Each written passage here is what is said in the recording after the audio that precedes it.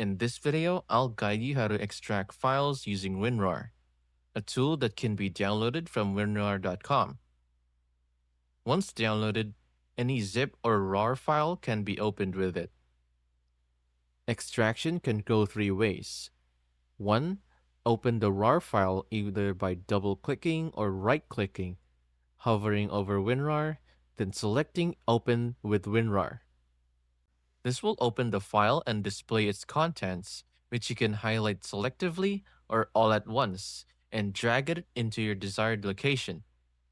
Second is the Extract Files option, which allows for you to modify the extraction process from location to overwriting.